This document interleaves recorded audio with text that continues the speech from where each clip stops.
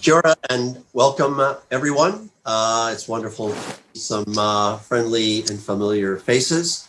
I'm Steve Jackson from the University of Otago, New Zealand, and I welcome you to one of the many ISSA 2020 webinar series, Moving Forward, Conversations about the Sociology of Sport in Turbulent Times. And today we're talking about graduate study and careers, opportunities and challenges in a post-COVID world.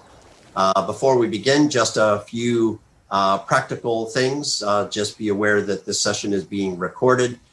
You, of course, can opt out, but you will be recorded if you say anything. Please keep your mute button on. If you want to send a chat, please send it to everyone, not just a private one. We will hold all questions until the very end of the session and go from there. I should also mention that some of the topics that we're covering will refer to different kinds of national contexts. So when we're referring to certain kinds of cases or examples, they may be more relevant in some countries than in others. And also different people are at different stages of their graduate study or careers. And so some of the points may be more or less relevant, but hopefully in the overall session, things will be of interest and of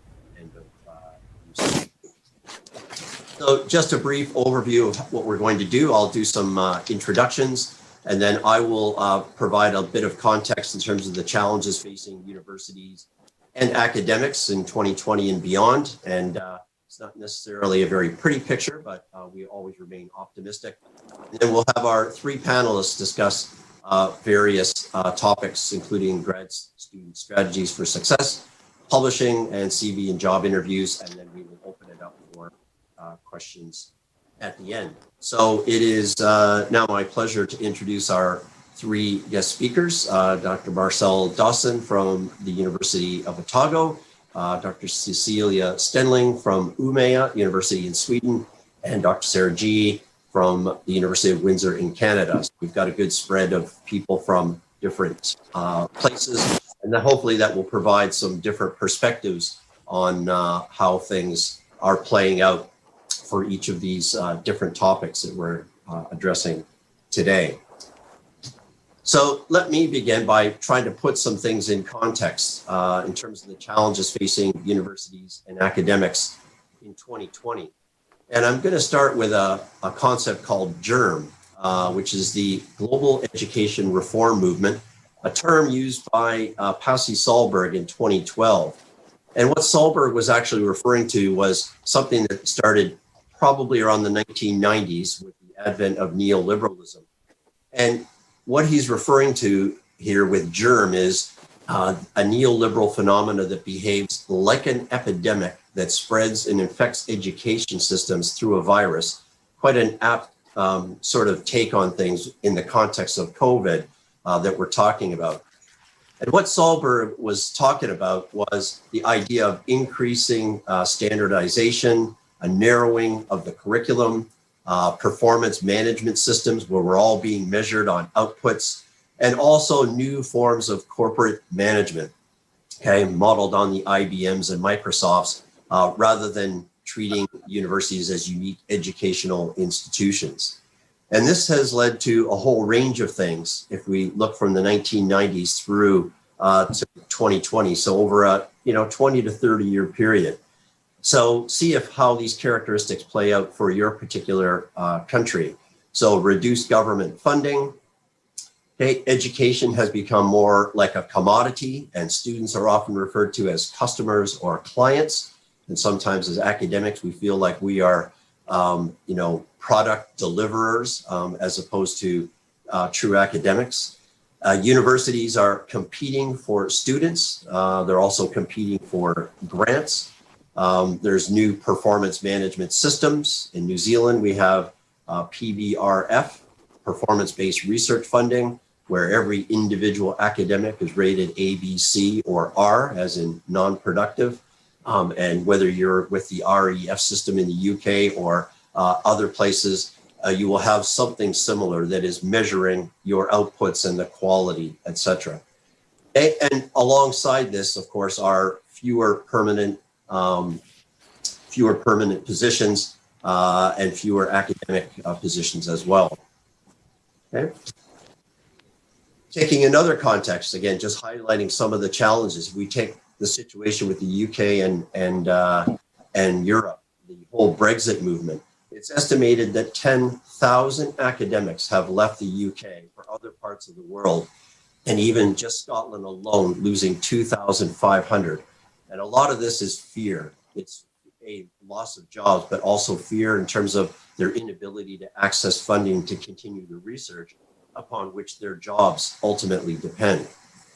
Okay. Another example, if we take COVID, okay, and beyond the, of course, the health threat to all of us, if we look at it at a university context, the big discussion point is about the loss of international students, and it's the loss of international student income. And here I'll just point out one example, Australia. Our neighbor, $40 billion, okay, in international student funding. That is Australia's second or third largest export commodity.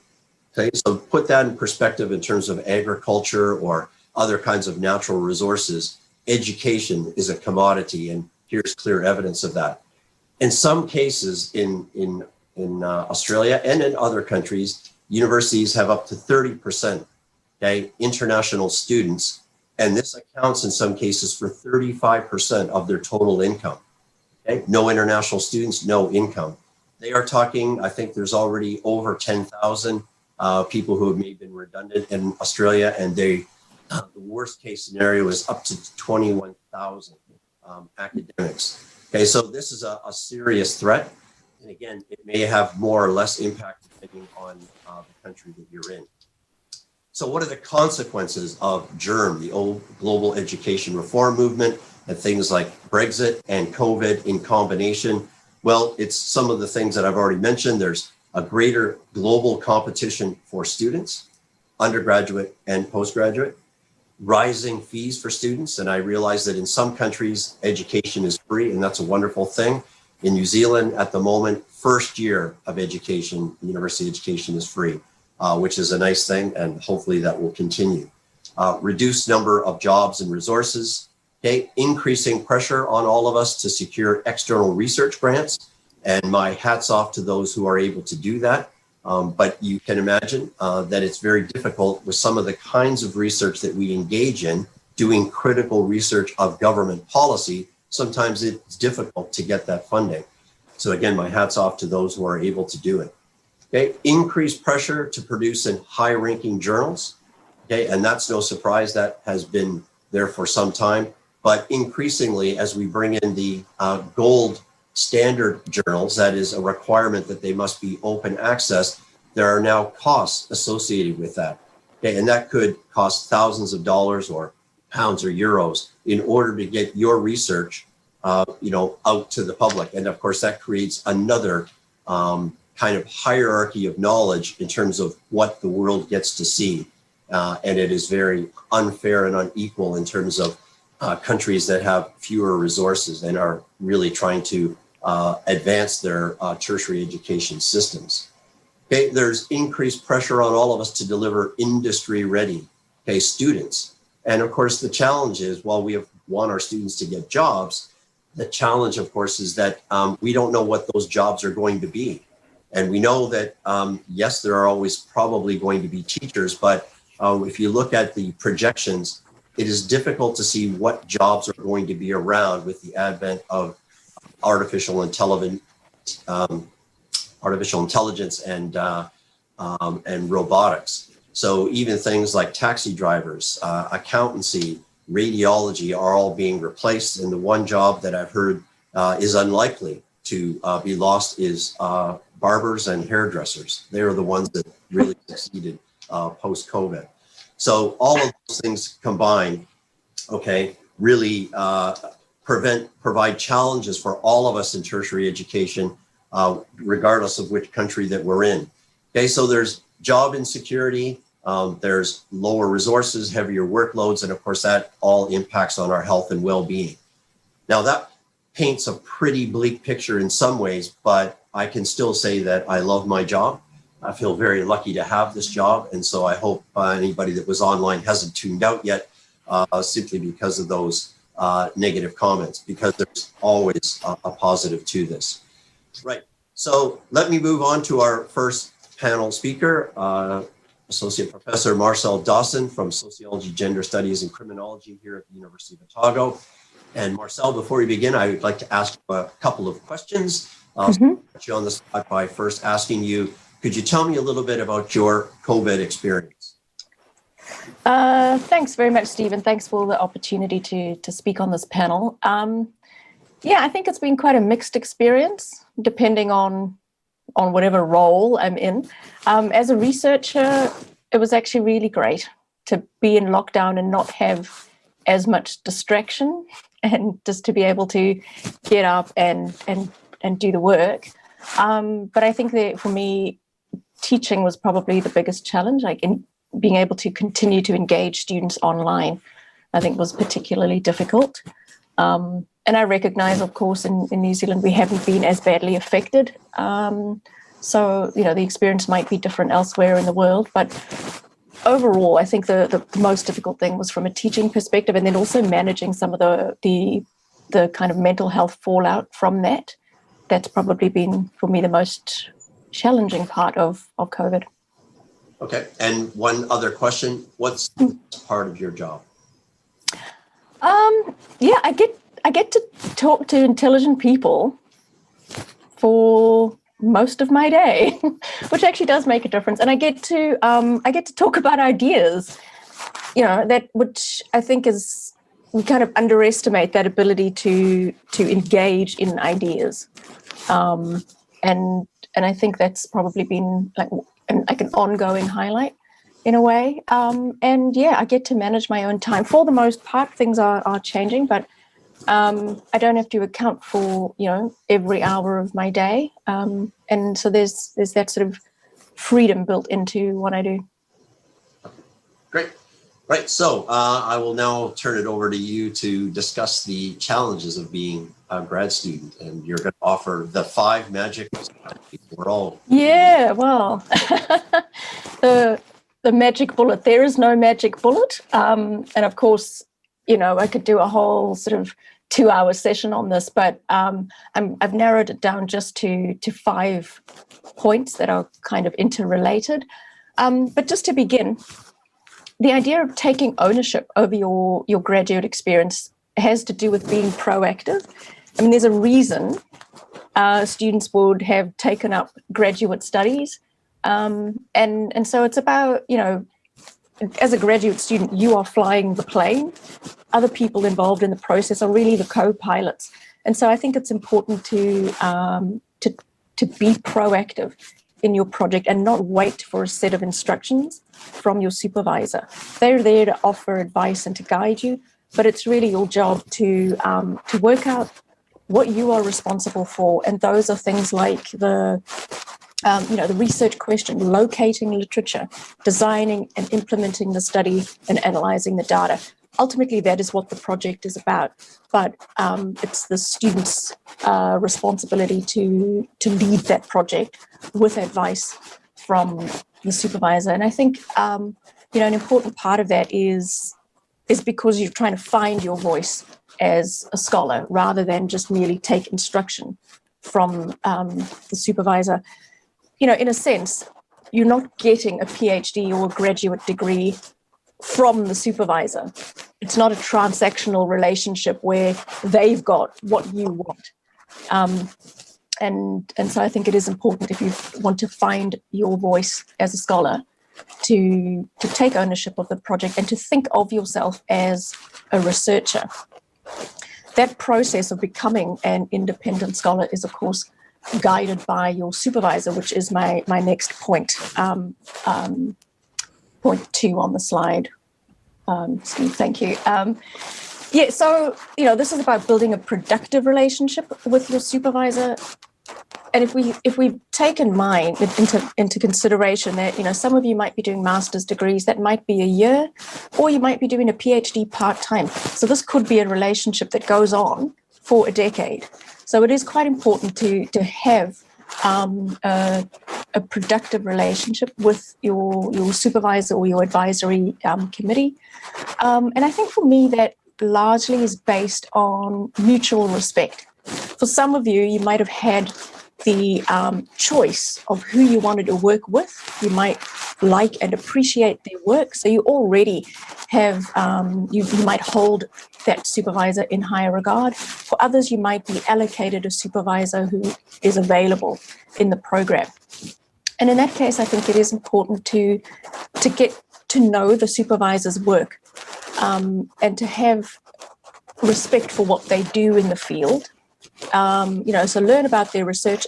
By no means does this imply that you need to be doting or subservient, but I think it is important to engage your supervisor on areas of shared interest rather than just extracting information from them.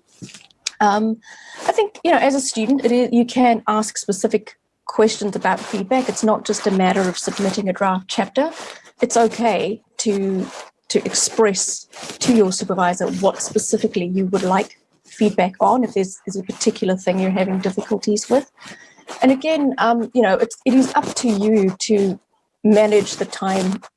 So you set the meetings or the frequency of the meetings rather than waiting for your supervisor to chase you up. And I think it's also important to understand feedback as a dialogue. It's not a personal criticism. Some students are better at others and at taking on harsh feedback. And I think that that's another part of that mutual respect. Get to know how your supervisor delivers or reports on their critique of your work. So really that's just about understanding that this is not a personal attack. They're trying to improve your abilities as an independent scholar. But if we move on to point 3, beyond the student-supervisor relationship, there is, of course, a very big academic community out there. And for many of you on your respective campuses, there'll be formal graduate networks that you can become a part of, or like the ISSA or other professional associations. Usually those associations have a graduate component. And I think it's important to become part of those aspects of professional associations or graduate networks on campus. If there aren't any, start something. Having a peer group, somebody you can bounce ideas off of or read collectively with, makes the process far less isolating. And I think, a thing that I in particular hear from my own students is that they feel that going to a seminar that is not on their own topic is a waste of time. So I think it's quite important to understand that when you're going to a seminar that isn't on your topic, there's a lot of meta learning that you're able to glean. So sometimes it's just something about how somebody presents. Either you can realize for yourself that is not a good way to present, or somebody can share tips on what is a good presentation style, or learning about what makes a good chairperson, how to facilitate a conversation, or when a room gets quite difficult, how to navigate that. Those are all things that you can learn as part of being at a seminar, by virtue of being at a seminar that might not necessarily be on your topic. But I think beyond that as well, it gives you a certain amount of adaptability and versatility in what you're able to talk about, so that you don't end up having a research area that's as big as a pinhead, but that you're able to comment intelligently on a wide range of things. Also, at such seminars, it's likely that you would get in touch with wider networks. You never know, a future employer might be at a seminar. So it's always good to go to these things that are beyond your own research topic. And if we move on to point 4, even beyond the academic community, there might be reasons you need to branch out. There are always going to be ups and downs in a PhD process or a graduate process. It's not a smooth journey. It's not going to follow the plan that you might have set out in your research proposal. So I think it is important to seek professional development and to keep your skills up to date. but also to have a network of friends that you can go on a walk with or go to the pub with. I think if I sort of remember back to my own graduate experience, everybody needs to let off steam. And your advisory committee or in a supervision meeting with your supervisor is not the place to do that. Supervisors are not therapists, and to put them in, or counselors, to put them in that position, I think it leads to disappointment on both sides, because your supervisor might want to help you, but they don't have the skills to deal with personal issues or things that don't directly relate to the project, and you'll walk away quite disappointed as well. So I think it's very important to have networks beyond those that are able to provide you with academic advice. And again, some of these things might be available to you on the university campus. In other times, you might have to create your own networks. And then my final point really is just to treat your studies like a full-time or part-time job, depending on the capacity in which you are enrolled. And the point here is that doing a graduate degree is not something you do in your spare time. It's not something you do in your spare time. Establishing a good working habit, getting up and going to work, is what you will be doing in the future. And I think it's useful to treat your graduate degree like that. It builds in accountability into the process, if it's not just something you're doing whenever you're bored. And I think also, understanding that balance between sacrifice and reward. If you haven't done what you set out to do that day, then maybe that's not the great day to go to the pub. So kind of working on a system of sacrifice and reward. And the final slide, my next slide is really just a graphic of the first 4 points that I spoke about. That if you map those first 4 points into this little graphic, it's really very hard to be isolated in your PhD or your graduate process. As somebody who is the chair of our School of Social Sciences grad studies committee, one of the most frequent things that we hear from students is that they feel incredibly isolated, that they feel like they're on their own. But if you look at that graphic, there's really a kind of wraparound system around your experience as a graduate student, and I think it will be worth making use of those networks. Thanks, that's it from me. Great, thanks very much, Marcel. Really appreciate that. And again, if you're just joining us, we will take questions and have a discussion at the very end of the session. So at this point, it's my pleasure to again reintroduce our second speaker, Associate Professor Cecilia Stedling from the Department of Education at Umeå University in Sweden, who is wearing her scarf from the University of Chicago and the 2019 World Congress of Sociology of Sport. So thank you for wearing that, and makes for a great. So Cecilia is going to talk to us about publishing in COVID and non-COVID times, but before she does, I would like to ask her 2 questions. First, what was your COVID experience, please? Well, I'm talking to you from Sweden, which, despite maybe the global discourse, is not business as usual. So to summarize, I think it's been very dull. It's been very boring, and it is very boring. And that's because most of the things that sort of gets me going are missing. Meeting people, interacting with students, and all that. It's just plain dull, I think. Okay, and I think many people can relate to that. And a second question, what is the best part of your job? I might have to say several things. One of the best parts is this. You get to meet people from all around the world and make friends with people from all around the world that you would never, ever have met if you weren't in academia. That's a very good aspect. And I think I wish I could say something more noble, but for me, the actual sort of research tasks or the teaching tasks are amazing because I get to learn stuff and I get to actually see people learning things. So when you see a student actually moving from one place to another, that's an amazing feeling, I think. Yeah. Thank you for sharing that. Okay, and now I will turn it over to you, and I will be taking notes myself because I also need tips on away you go. We'll see. Well, first of all, Steve, thanks for inviting me to speak around publishing. I'm going to turn off my camera because I feel the internet connection is a bit shaky.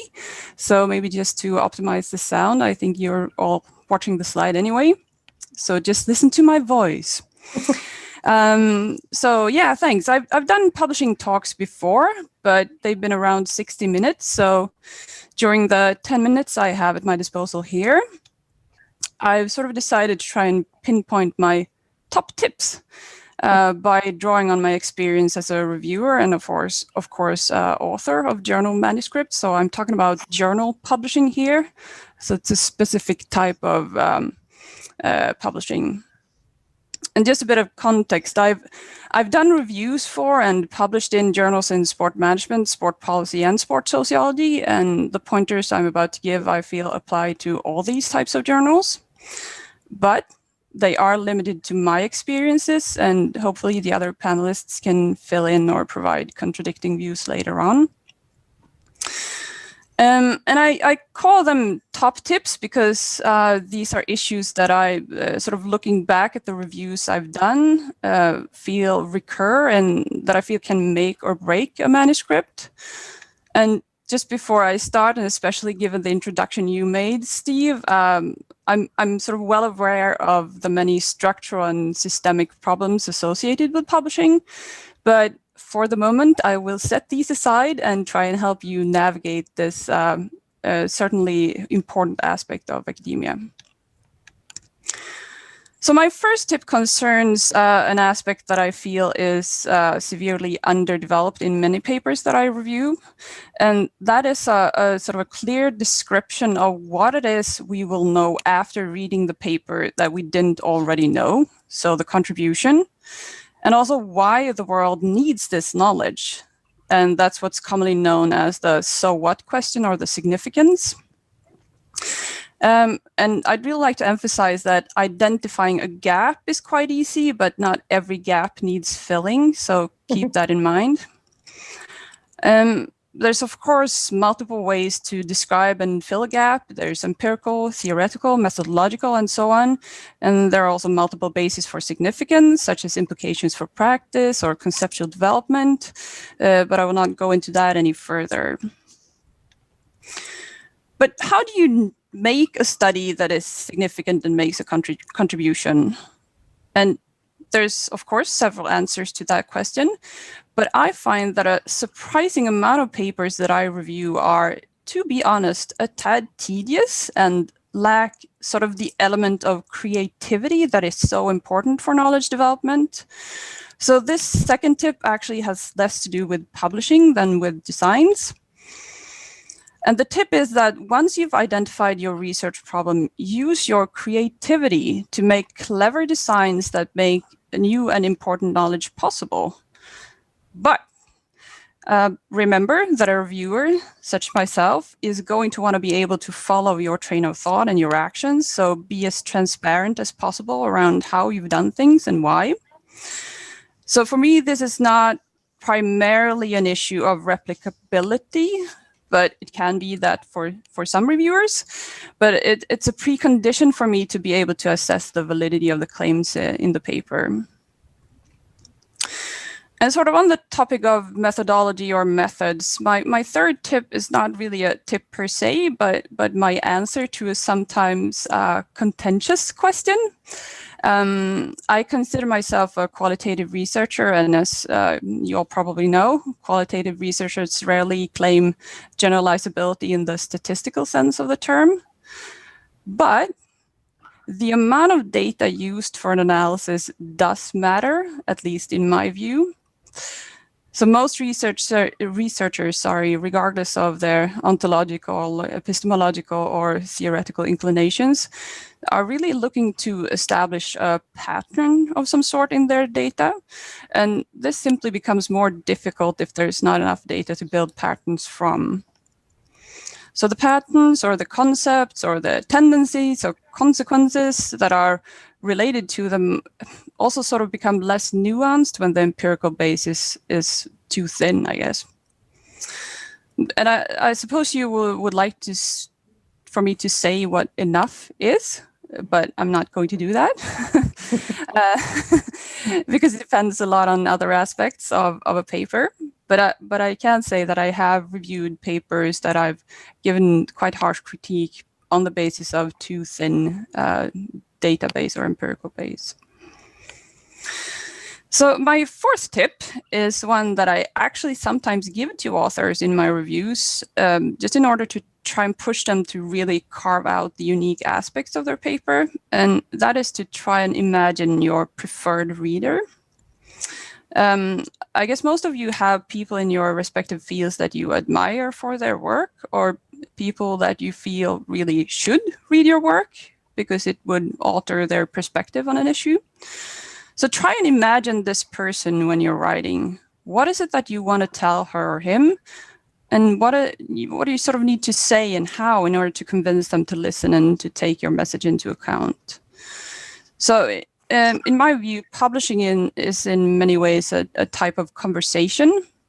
And I think you can even start your writing process by typing something like, "Hello, Professor X, I've got a story that I think you will want to hear.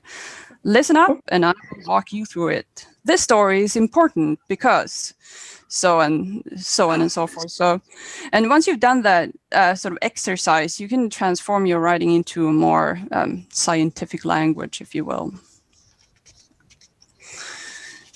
Yeah. So my fifth, that is a difficult word to say for a Swede. My fifth tip, that comes from reading many papers with a country-wise, very narrow and one-sided literature review. For me, a key aspect of carving out a contribution is providing a description of the current state of knowledge. And knowledge, believe it or not, is produced in other countries than your own. So the statement, "There is no previous research on my topic," that is just very rarely true. So just in your literature review, try and convey what it is that we know about the issue that your paper is about, how and where this knowledge has been generated, and in what ways your paper adds to this body of knowledge.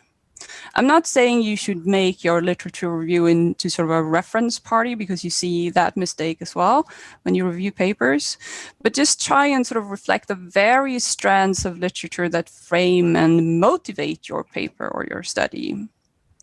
And also, I think you guys won't do this, but if you have the tendency to do it, don't sort of pile study descriptions on top of each other. Try and think of previous research as a sort of data that is to be put under your analytical scrutiny, because that shows your sort of independence in thinking around previous literature as well, I think. Tip number 6 is kind of straightforward. I expect you sometimes read papers from a key figure in your field, and these papers may appear to be a bit free in their format. And this might lead you to believe that journal guidelines around word count or structure or whatever aren't that important. And sometimes they aren't, but that's kind of hard to know in advance. So my suggestion is just stick to the journal guidelines. It's just unnecessary not to do that, I think. Okay, so that tip number 6 was a bit rule-based. So I'm going to balance that up with a relationship or people-based tip. And one thing that I think is really important to keep in mind is that everyone involved in the publishing process are actual people. So the reviewers are people, and they are using their spare time to make your paper better. editors are people that sometimes wake up on a Sunday morning and they try to find a good reviewer for your paper. Your supervisors are people, your readers are people, the editorial assistants that maybe keep hammering on you about table formats or word counts or whatever, they are also people. And because they're people, these actors, they have sort of all the characteristics that people have, both good and bad. But that's not why I'm saying this. I'm saying this to remind you of this possibility you have for interacting with them, because they're people. So if you're, for example, wondering whether your paper is as a good fit for IRSS or ESMQ or IGSPP or whatever journal, ask the people around you. What are their experience of this journal? How have they experienced the scope of it, the reviewer comments, and so on? And likewise, if you get reviewer comments that sort of will increase the length of your paper, that sometimes happens, reach out to the editor and kindly ask for more words. I've done that several times and it almost always works. Or if you get a reviewer comment that you don't understand, that also happens, kindly ask the reviewer to clarify their comment in the response letter. So just remember that these are all people that you can actually interact with. And speaking of reviewer comments, it's quite natural to feel sad or hurt or even angry when you get reviewer comments. I know I do sometimes. So a suggestion is to really sort of allow yourself a period of grief where you let the manuscripts and the comments rest. And I've calculated 3 days to be the optimal cooling down period. Then you analyze the comments, and most of the time you will realize that they're actually quite good. And they will make the manuscript better, even though they might create some or at times a lot of extra work. But, and I think this is important, try and sort of decide where your, I'm not sure what to call it, but the revision boundary lies. Don't make changes that you feel alter the original intent or meaning of a paper if you're not comfortable with that. Instead of doing that, just try and make your case as to why proposed revisions haven't been done. And do remember that it's your name on the published paper, it's not the reviewers. So try and see where that integrity lies for you. So to my final tip, I've never reviewed a manuscript that got the decision except with minor revisions in the first round. I'm not sure if that means that I'm super harsh. I don't think so. I think it's quite rare to get that sort of a mild decision on first submission. And if it happens, it might indicate either that you've written a smashing paper or that the reviewers haven't really done their job properly. So if you do get major revisions or revise and resubmit on your first submission, don't think that it's a reject. Just try and think of it as a future accept, sort of. So that was all of my tips condensed in a very dense list. I hope you all heard me loud and clear. Cool. Yes, thank you very much, Cece. Some very useful tips there that, have given me a lot to reflect on, especially the last one. I love the 3-day cooling off. I know Mike Sam likes to give it 3 weeks. So that's also great news.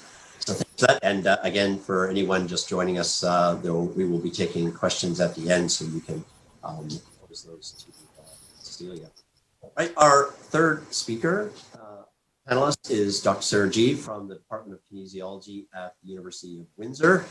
And before she begins presenting, I will pose the same 2 questions to Sarah. So first, Sarah, can you tell us a little bit about your COVID experience? Sure. First of all, again, thanks to Steve for the invite to being part of this. I very much appreciate being able to give some tips and tricks along the way, if at all they are helpful and useful. My COVID experience. So being in Ontario, in Canada, we my university and most of the universities across Ontario have been locked out, you might say, of one's work environment since March. So I have effectively been working from home since the middle of March. And so that in itself has presented some challenges, as much as I want to echo sort of what Marcel and Cece have said in terms of missing different kinds of interactions with students because of the nature of sort of virtual learning and teaching instruction. And then Cece was sort of indicating it's just boring. It's naturally just the same. And I might sort of want to expand a little bit on that in terms of, I don't want to be all doom and gloom, but it's sort of also recognizing the reality. And I think I have really struggled with how much the same is. And now the working from home has now presented new challenges to try and find the line of when to be home and when to be work. And I think that probably has been the biggest challenge for me during this time, is to try and find those boundaries, and when is enough work at home enough. I think at the beginning of the COVID time, I was maybe binge watching too much during the day. A little bit of freedom in one's time, but now it's just hard to recognize how does a weekday differ from a weekend, differ from an evening, differ from a morning. And so I'm actively trying to instill strategies that sort of create those separations. I'll let you know how it goes in the next few months, but slowly trying to recognize and admit that I need those differences in my life. Thanks. I think many people can relate to exactly your comments. And the other question that I've posed to everyone is, what is the best part of your job?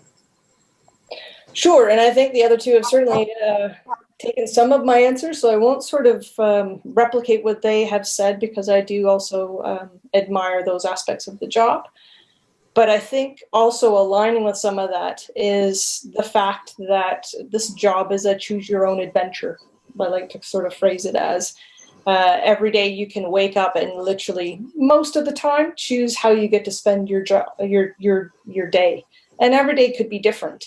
And that might depend on teaching requirements or schedules, committee meeting times, and other sorts of ways in which you have particular roles and particular aspects of your job. But it really is filled with quite a lot of flexibility in terms of we get to generally teach what we want to teach and generally research what we want to research.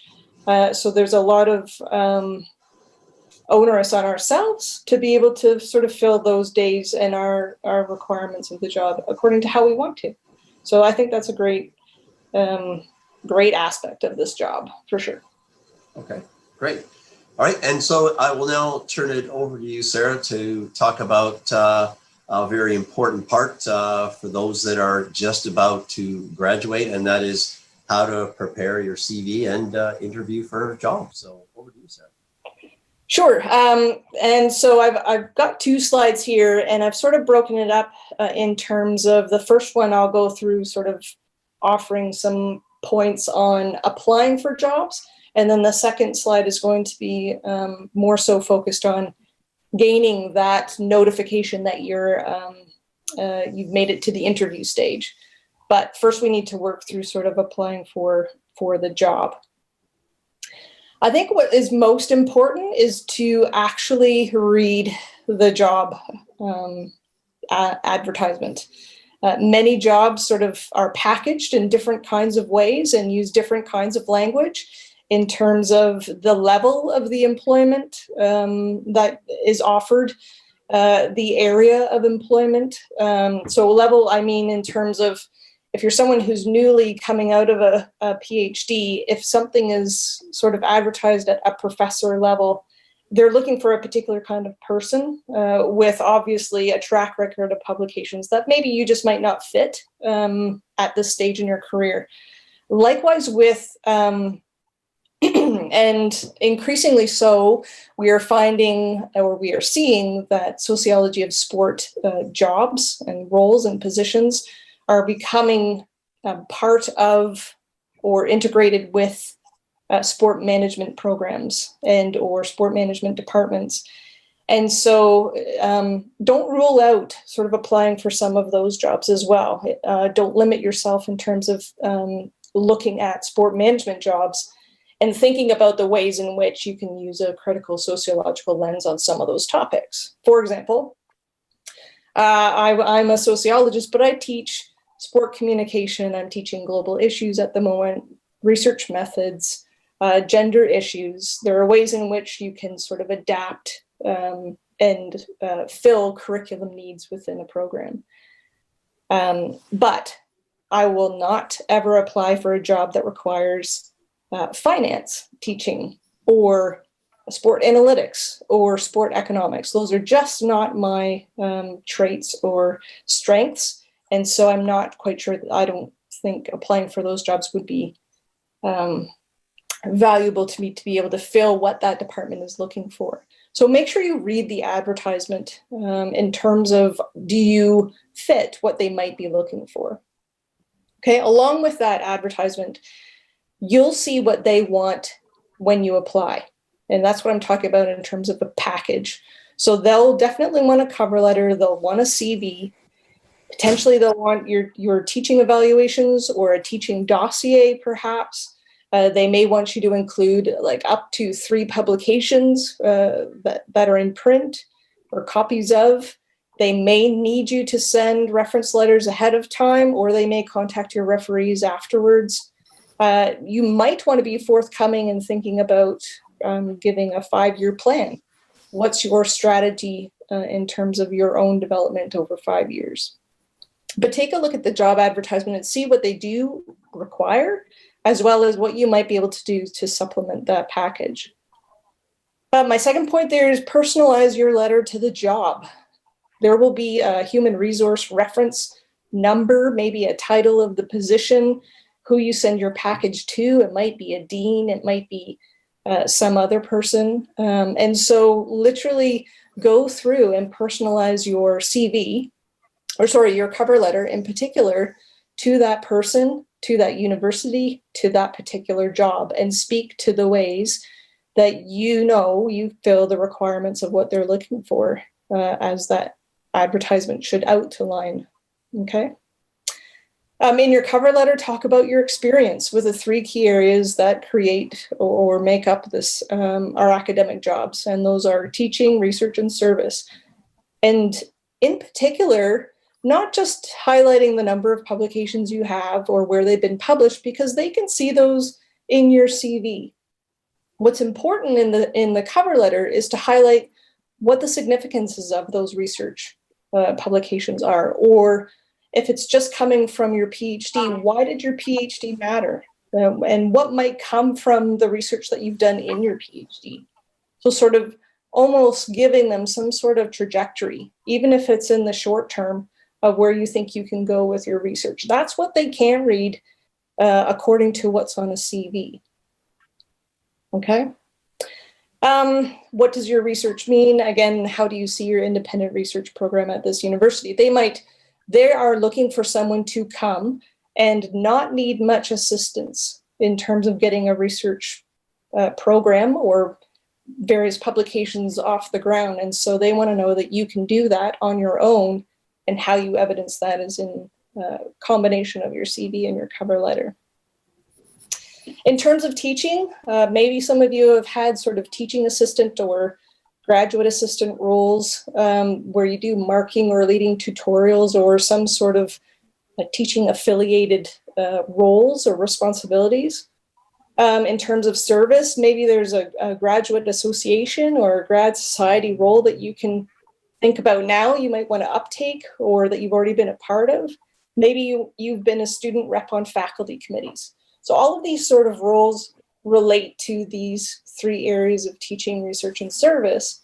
And it's key to get yourself to highlight how you sort of fit into those, arguably what is predominantly measured as part of working in an academic job.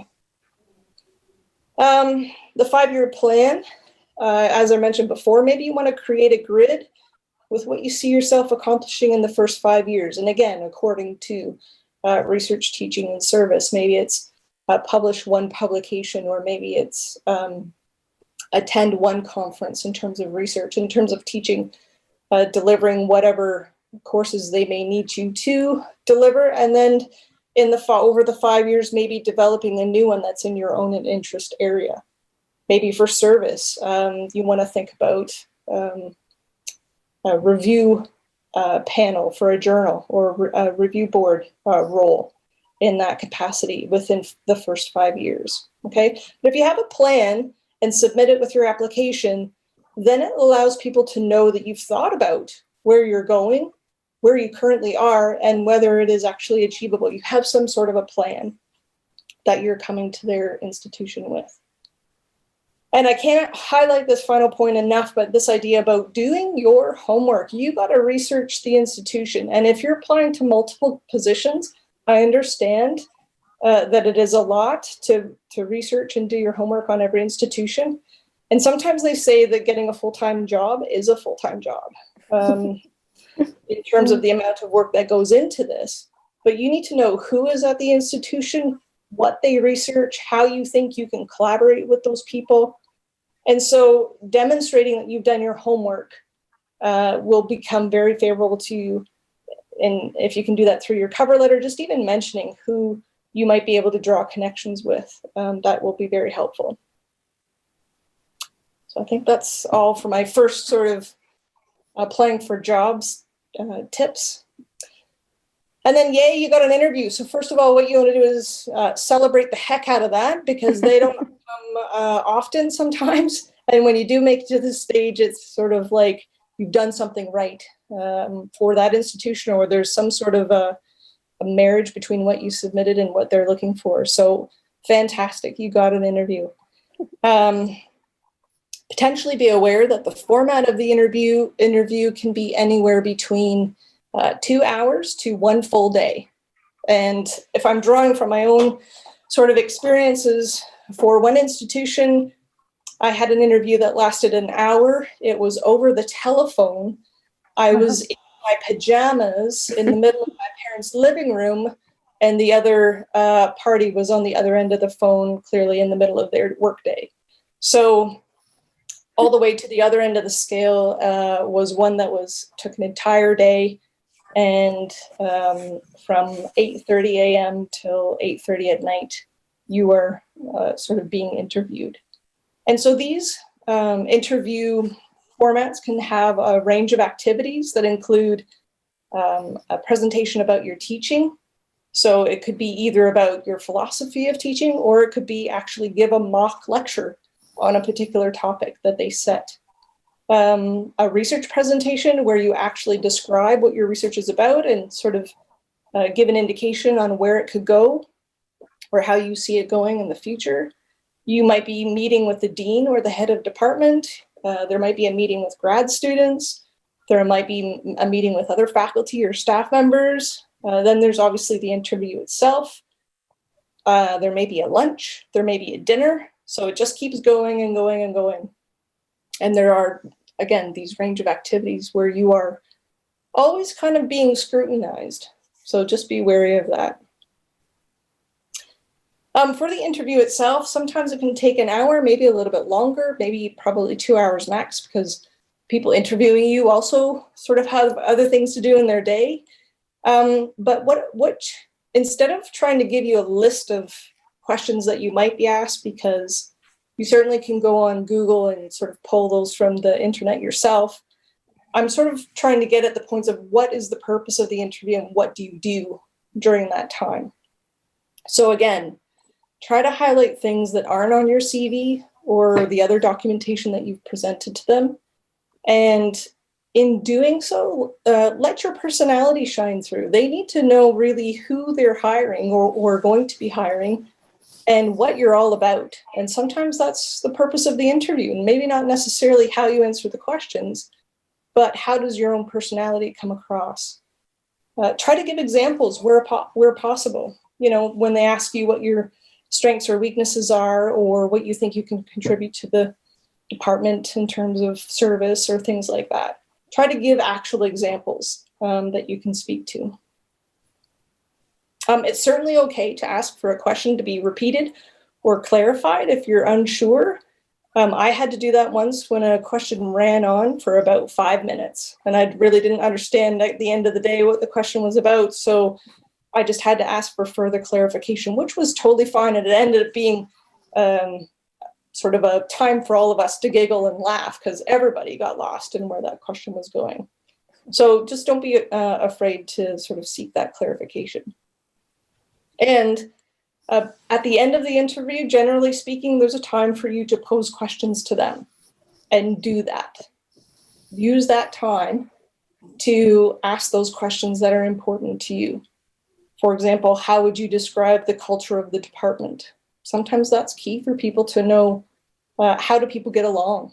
Are people collegial? Do people keep to themselves? You might want to know a little bit more about resources for teaching or research. Maybe there's a startup fund, how much that is, how long it lasts for, those kind of things. So just keep in mind that you are interviewing that institution and that department as much as they are interviewing you. So that's very key to keep in mind. And my last point there, remember you are always on, always. People are always watching you. They're always sort of scrutinizing what you're doing, where you're going. So just remember, from the time you leave your hotel room till the time you get back to your hotel room and it's only you, you are on show.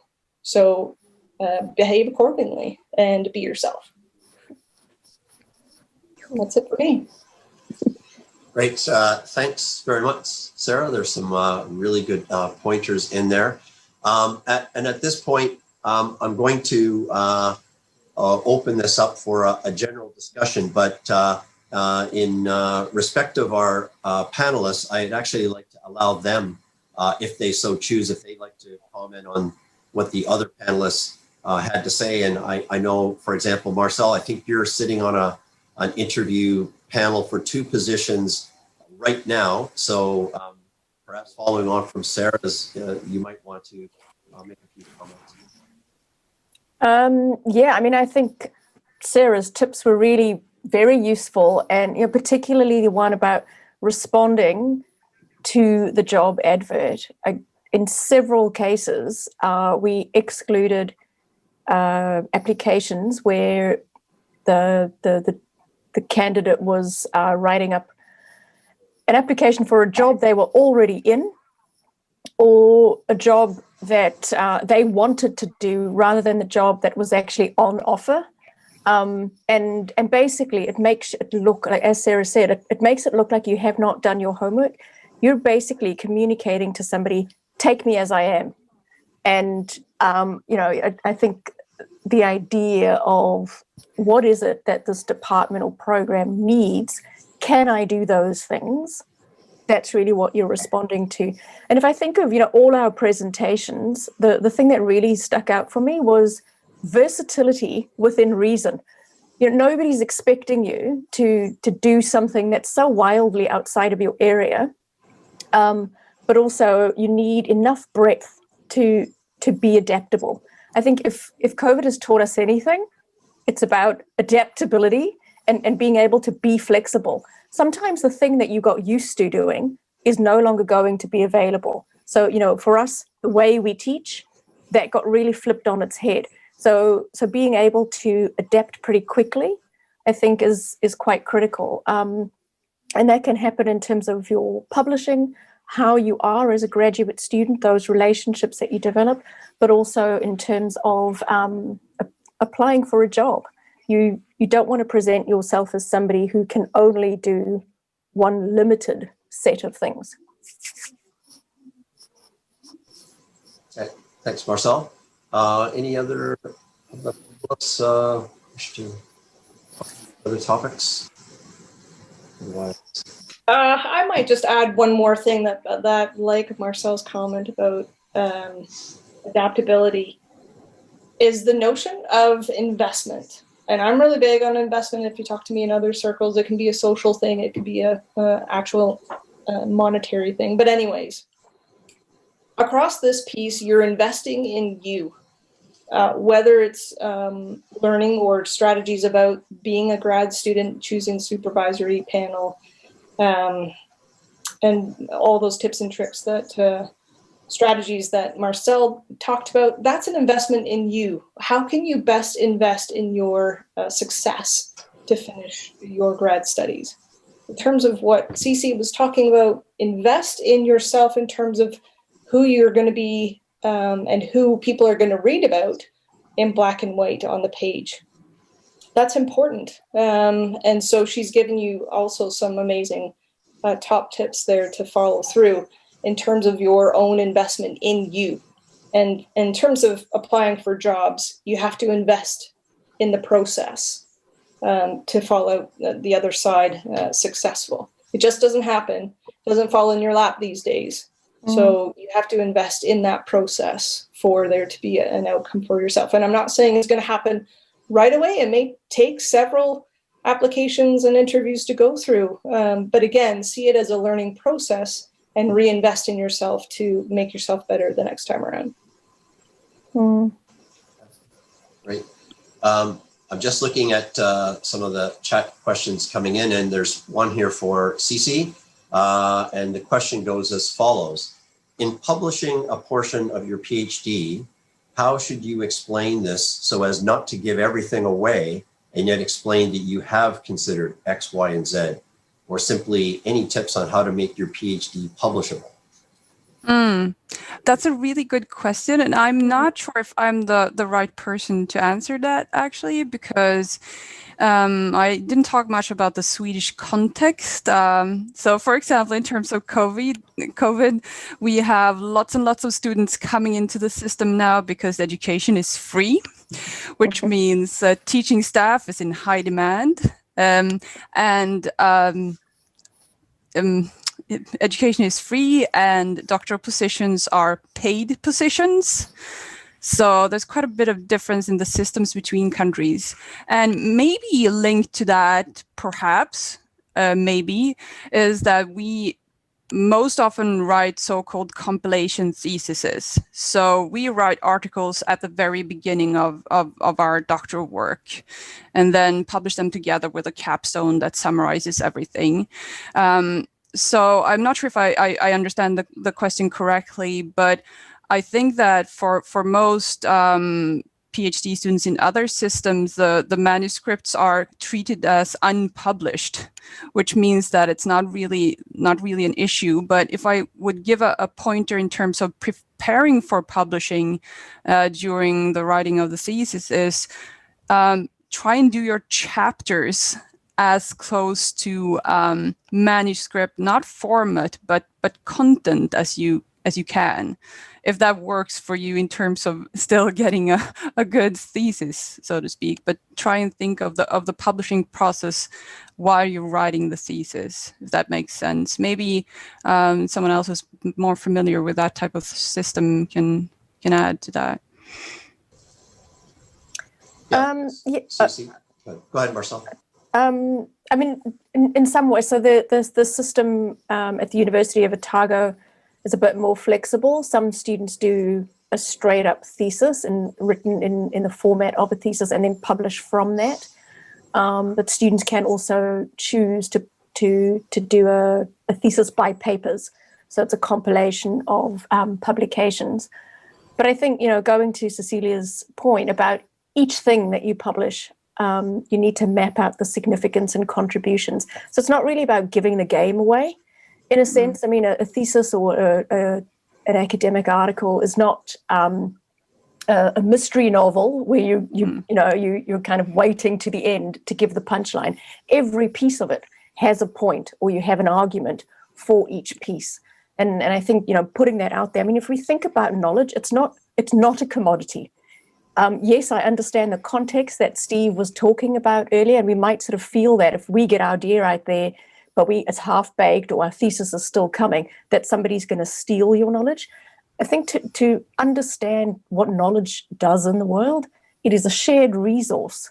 And so to put it out there with your name on it and to signal that this is part of a bigger project, you're saying, I'm one speaker on this topic. You're not claiming the knowledge as though it's something you own and that nobody else can get a piece of. So I think we need to shift our relationship with knowledge, and that might get us beyond that idea of I said it first, or I was the first one out there with that news, and once I've let it out there, nobody's going to be interested in the rest of the story. So I think each thing that gets published, remember Cecilia's point about what is the significance and contribution of this thing. Yeah, that's a really good addition, Marcel. Thank you for that. You're welcome. Thanks, Marcel. There's a comment here from Emmanuelle who indicates that she was given a good piece of advice, that is, write a book from your PhD if you want to be known. You get good visibility. Write articles if you want to be cited, but also you can promote them in different areas.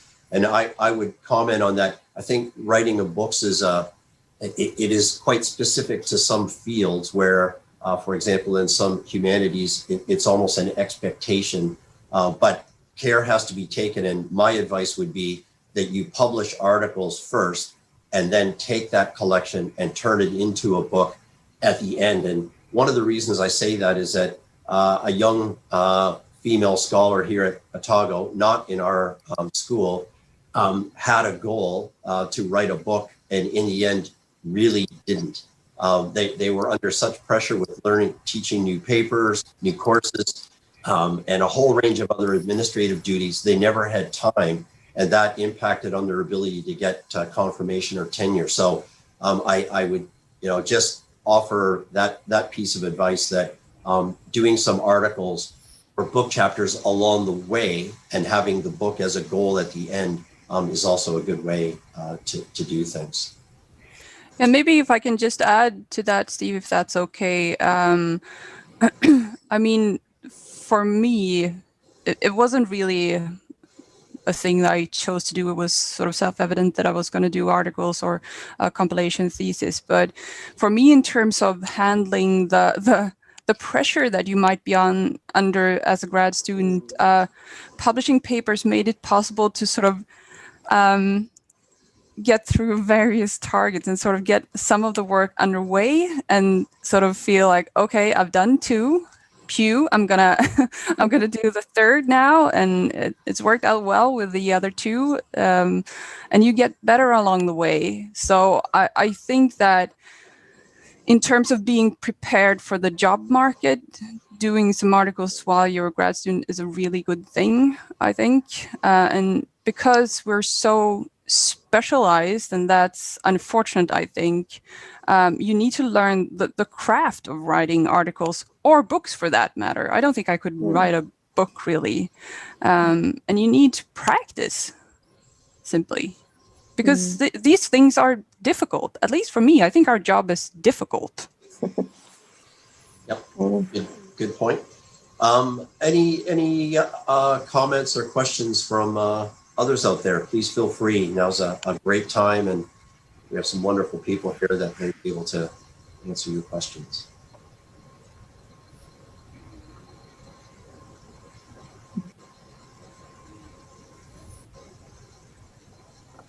Everyone is shy.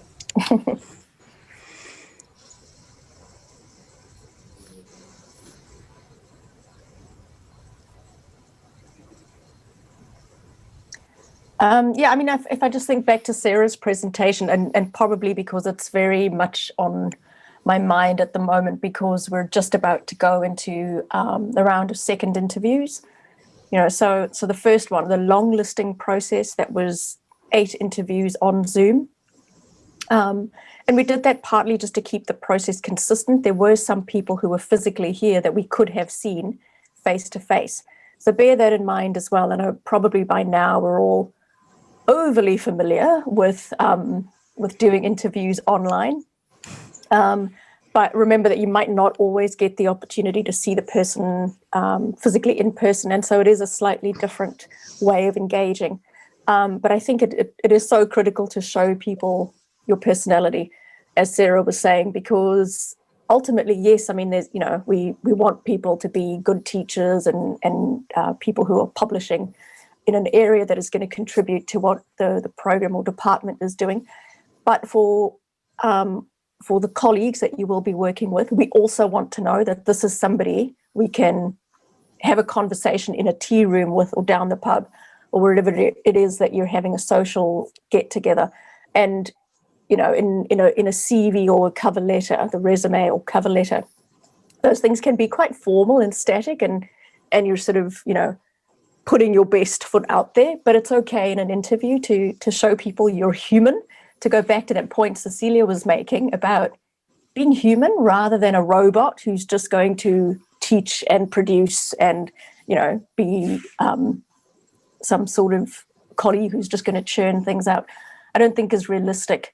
So it's okay to show your human side in an interview, and it actually it makes for a better colleague, I think. Somebody who knows that they can laugh at themselves and somebody who doesn't take themselves too seriously. So if you are at the job interview stage, bear that in mind, that people want to know you have a personality. Right, thanks. I'm just looking at some of the questions coming through chat here. So from Rosa, lovely to hear from you, Rosa. I hope all is going well in Venezuela. And her comment was about acknowledging the different cultures and contexts. And if you did join us late, we did make that very point at the beginning, that some of the advice and the way things operate are often a little bit different. So we encourage people to keep that in mind. A question from Bridget. She asks, may I ask for a bit more detail about how hiring committees weigh teaching experience? Specifically, is it very useful to have taught more than once as a lecturer, online experience versus in person? And just wondering how much more experience matters, or it's best to focus on other things. Anyway. So I know that this wasn't necessarily my topic, but just because, again, it's uppermost in my mind, because we're going through this process, it depends on the job ad.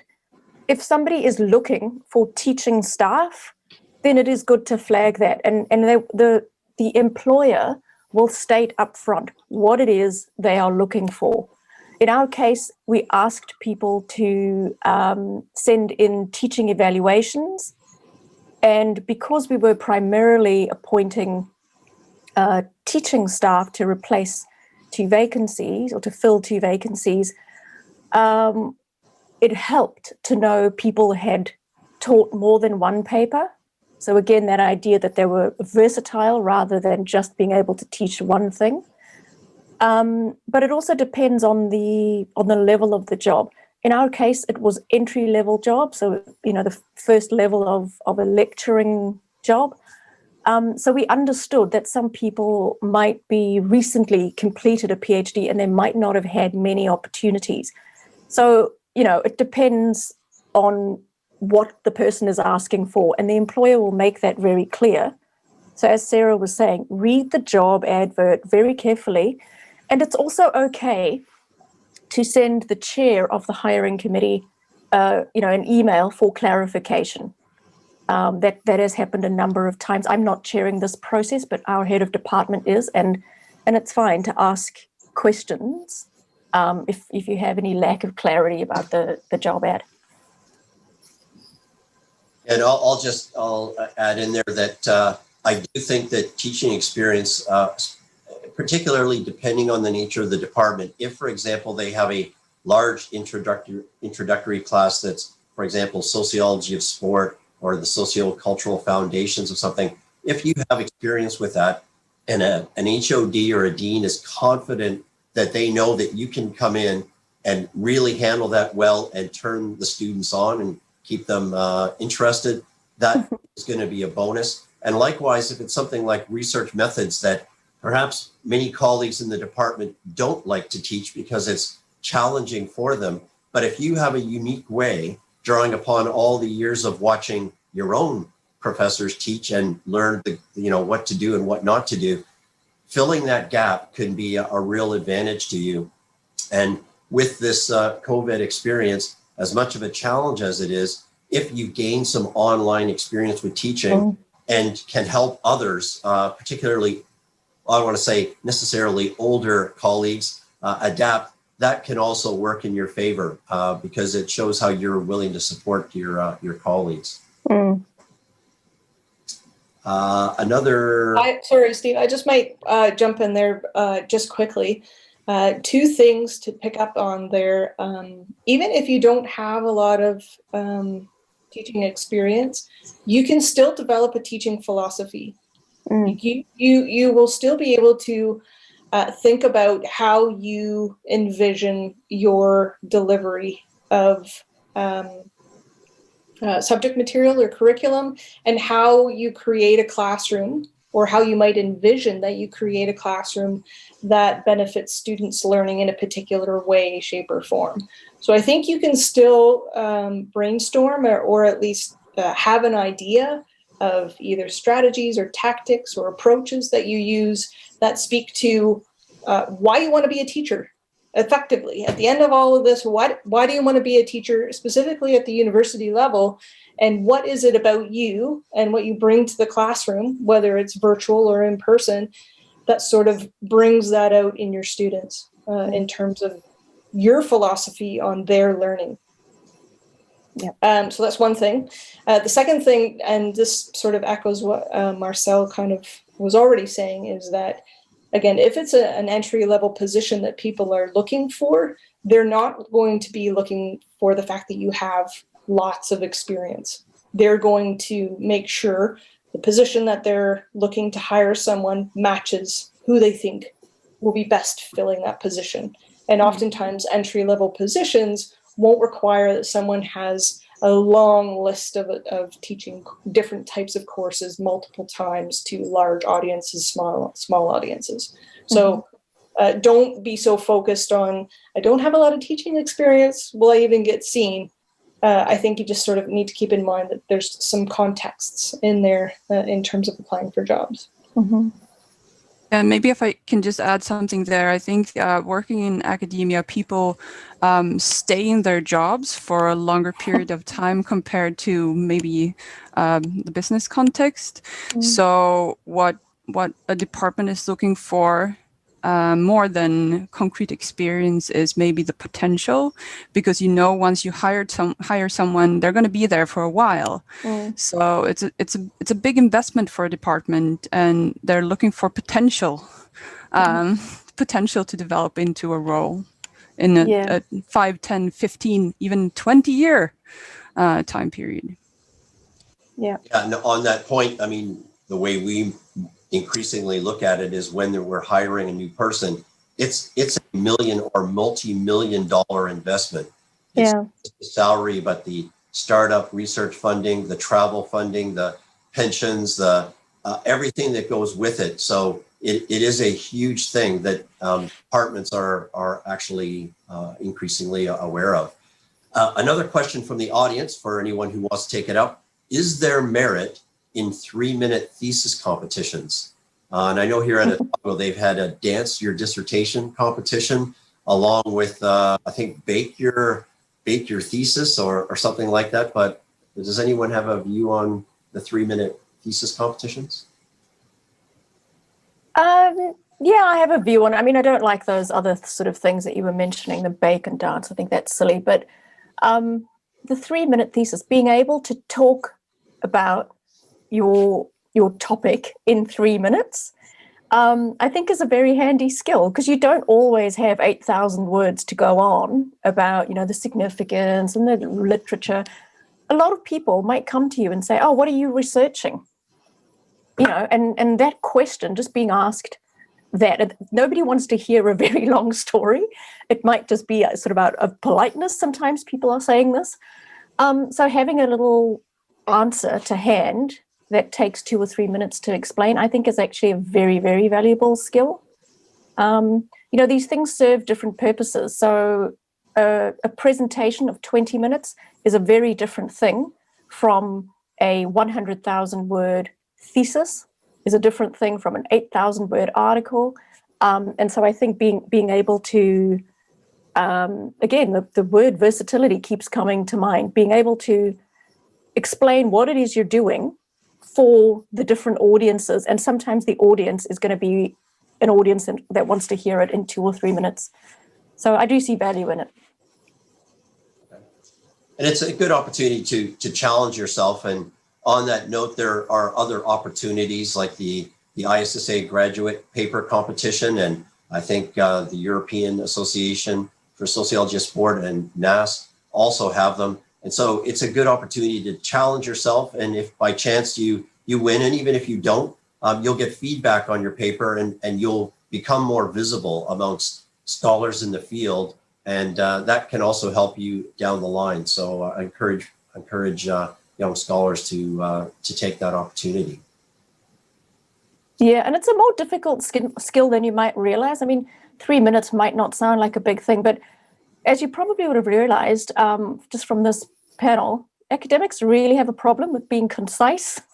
So this is an actual, it's a really good thing to be able to do something briefly. I've been a judge before at a sort of our national sociology conference on these 3-minute theses, and it really says something about the presenter. If they can convince you of what they're doing in 3 minutes, that is actually a fantastic skill. Great. Any final questions from our audience or comments? Please feel free.